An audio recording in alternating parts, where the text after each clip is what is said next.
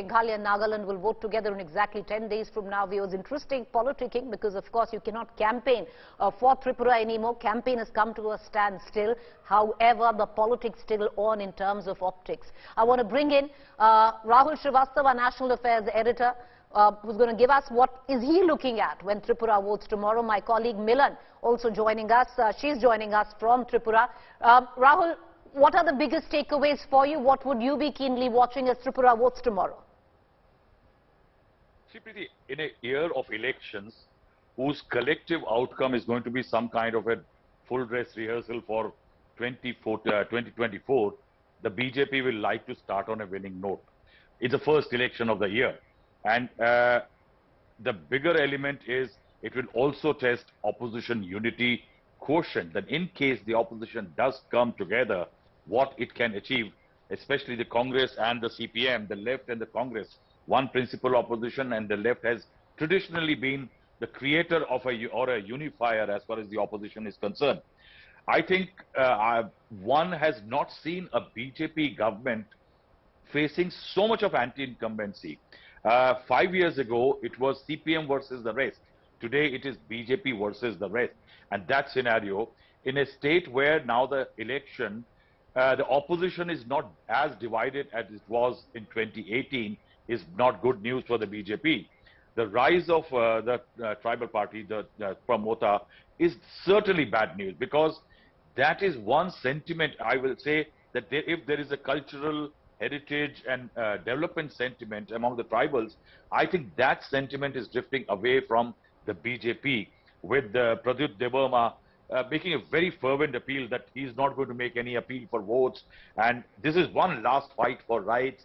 Anybody, and also tweaking his stand, instead of asking for a separate state, saying if there can be some kind of political territorial demarcation as far as the tribal entities are concerned, especially in a view of what happened in 2021. I think Pradyut Devarma is all set to become a kingmaker or the king, especially because the BJP, if you notice, in the last few days of election campaign, has been saying that the Motha is actually fighting with the left parties. I think that shift of focus indicates a lot. I think a very critical election also for the left and the Congress. Remember that the Congress and left came together last time in Bengal and they were wiped out. And in that scenario, this alliance is critical in this region, because if this succeeds, I think Mamata Banerjee will be watching it very, very carefully.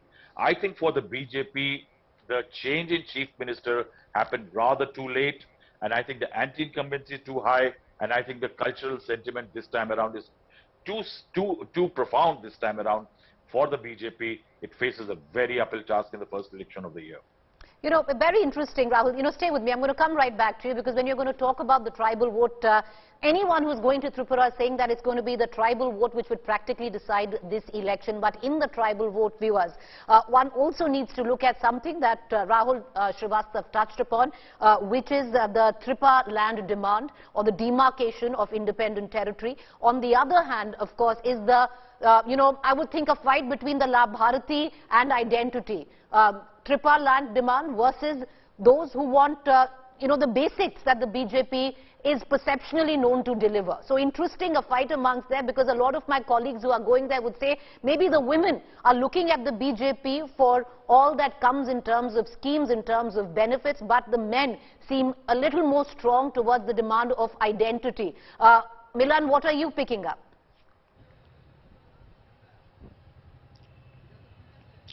Well, Preeti, because this is Tripura and we are in Agartala at the moment, and of course there are hectic calls and meetings that are happening at the last moment. Remember that this is not just a prestige battle for the BJP, it also signals the poll bugle for the entire 2024 and the entire 2023 and all the state elections that the BJP will look forward to this year.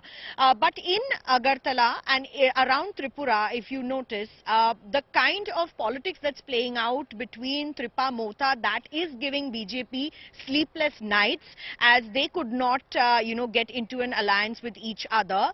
But the 20 tribal seats that Tripura Mota is confident of bagging this time, out of the 42 seats that they are actually contesting on, will play a decisive factor. And the fact that there have been hints from the party's chief, Pradyot Debbarman, to align mostly with the Congress and left will actually put perspective into the kind of politics that's being played out in Tripura. And certainly with TMC looking to leave its footprint, with left and Congress aligning, with Tripura Mota looking at aligning with the left and Congress, BJP has a lot of ground that it would need to make up for. Right. And that would perhaps decide which way the elections will go in Tripura this time. Rahul, I'll come in for a quick word from you because, we're going on talking about the tribal vote. We're going on talking about, the chairman of Tripura Mota, Pradyot Debbarman, and he's actually given an interview now which seems to suggest and maybe will strike an emotional chord as well, which could give the BJP another sleepless night, where he says that it is this election and that is it. After that, he quits politics. Yes, that's what I'm saying, that he is basically trying to say that he is no more going to appeal for votes, no more going to make demands. So it is up to the tribal voters to decide. I think one interesting factor which is emerging is, look, if you look at the principal challenge coming from Mota as well as the left and the Congress, this buzz that what Milan was mentioning that can go with the left and Congress, I think there is a BJP spin behind it, because I think the BJP knows. Remember the royal family to which Debbarman belongs has been always targeted by the left, even the Congress. Now, in that scenario, saying that they can go where the Mota can go with the left Congress is a problematic element. Second, the Congress was wiped out last time around. The Congress is a weak ally, but it has a lot of seats 2% this time vote around. share, yes.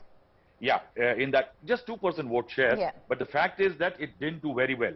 In Bengal, what was noticed that the left votes were transferred to the Congress, but the Congress vote did not get transferred to the left parties. One will have to wait and see, because there is a history of violence perpetrated by the left parties in the 25-year rule on the congressmen, and that's where lies the catch.